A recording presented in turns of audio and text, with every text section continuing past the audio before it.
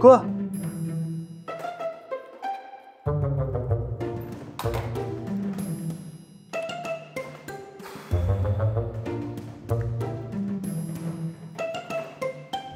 Tu veux perdre du poids et tu te demandes si tu t'y prends correctement? Dans cette vidéo, je t'explique les 3 erreurs qui font que la perte de poids ne fonctionne pas chez toi et comment y remédier. Pour perdre du poids, tu dois être en ce qu'on appelle un déficit calorique. C'est-à-dire que sur une période donnée, temps 1, temps 2, par exemple sur début de mois et fin du mois, tu dois être en gros sur plus de calories dépensées que de calories consommées. Pour cela, tu peux jouer sur ton apport en calories, c'est-à-dire ce que tu manges, et tu peux également jouer sur les dépenses, c'est-à-dire l'activité physique quotidienne que tu fais. Que ce soit l'activité basique comme se déplacer, marcher, prendre les escaliers, jardiner, certaines activités sont plus demandeuses en énergie que d'autres. Et tu peux également y ajouter le sport, quand tu fais des séances de sport. Dans cette vidéo, nous allons plutôt parler des erreurs que tu fais concernant l'apport en calories, c'est-à-dire sur ton alimentation qui t'empêche de perdre du poids. Et nous allons voir comment faire pour remédier à ces erreurs. Erreur numéro 1, le grignotage. Donc la première erreur que tu fais est de grignoter entre les repas. Souvent, c'est dû par de l'ennui ou la tentation d'un aliment que tu as à proximité. Ou encore la fatigue nerveuse que tu peux ressentir entre le moment où par exemple tu as mangé le midi et le moment où tu vas manger le soir. Peut-être que tu vas te reconnaître, mais souvent ce moment où on grignote le plus, c'est le moment où on rentre du travail et on n'a pas encore mangé. On a mangé à midi, on compte manger vers 20 h. Donc on commence à avoir un peu faim et en plus on est fatigué nerveusement, donc on craque.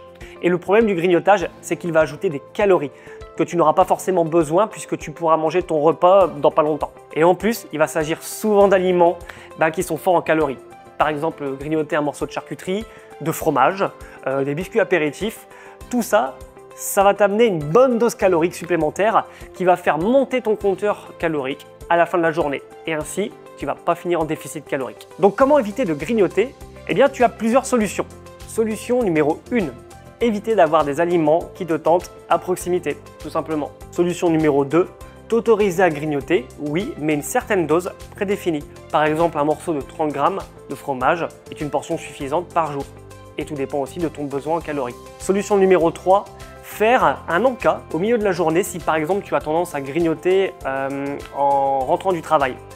Il est peut-être intéressant de manger un yaourt ou un fruit entre le repas du midi et le repas du soir afin d'éviter d'avoir faim lorsque tu rentres du travail et de craquer sur des aliments qui sont moins bons comme on a vu. C'est sûr, si on peut permettre d'éviter de dégommer la moitié du placard en rentrant, ça fait des économies d'argent et des économies de calories. Dernière solution, c'est de switcher d'activité lorsque tu penses à grignoter par fatigue ou par ennui, si tu ressens un petit peu de fatigue nerveuse, une petite sieste peut être intéressante ou un peu de lecture. Bref, quelque chose qui te ressente sur le moment présent ou simplement encore aller faire une balade ou prendre un bain. Si tu t'ennuies, alors dans ce cas-là, trouver une autre stimulation que manger, ça peut être lire un livre, aller faire un peu de sport justement ou toute autre activité qui t'occupe l'esprit. Deuxième erreur, le lâchage total du week-end. Donc ce que j'appelle le lâchage total du week-end, c'est exploser son compteur en calories sur les 2 jours, alors que tu fais plutôt attention et que de manière générale, tout le reste de la semaine, du lundi au vendredi, tu as tendance à bien manger équilibré et en dessous de tes besoins, ce qui permettrait de perdre du poids. Et en fait, en faisant ça, tu te dis que ça ne te fait pas de mal de te lâcher le week-end si tu manges 5 jours sur 7. Puisque tu te dis, je fais gaffe 5 jours, donc je peux me lâcher sur 2 jours. Oui, mais justement, il y a quelque chose à savoir là-dessus, c'est en termes de calories. Par exemple, pour que tu comprennes mieux, ça c'est ce que tu dois manger pour maintenir ton poids dans la semaine. Donc si tu manges 2200 calories par jour, à la fin de la semaine, ça te fait 15 400. Pour perdre du poids, on a fait un petit déficit calorique. Tu manges 2000 par jour et non plus 2200, donc à la fin de la semaine, ça te fera 14 000 calories. Donc imagine que tu arrives à tenir ça lundi, mardi, mercredi, jeudi, vendredi. Cool, tu crées un déficit calorique tous les jours.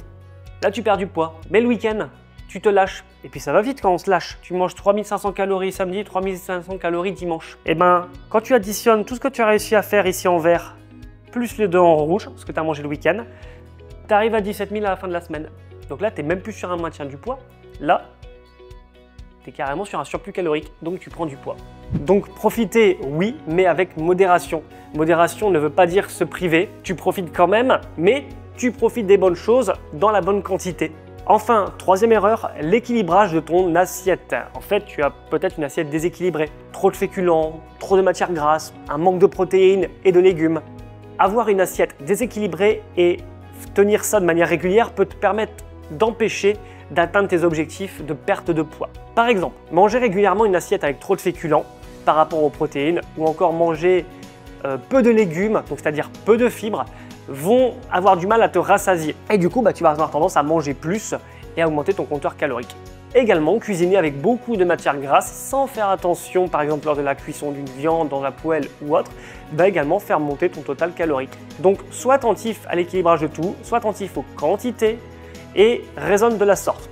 Toujours en priorité une source de protéines, ensuite une dose de légumes et on termine par les féculents. Voilà. Et ensuite, dernier point, on vient de le dire, fais attention aux excès de matières grasses lors de tes préparations culinaires. Si déjà tu appliques ces 3 conseils dès à présent, tu devrais avoir des changements sur ton poids et ta composition corporelle. C'est tout pour cette vidéo. Tu peux à présent commenter pour savoir quels conseils tu souhaites que j'approfondisse en vidéo. On se voit très bientôt pour une prochaine vidéo de conseils pour améliorer ta qualité de vie. À très vite!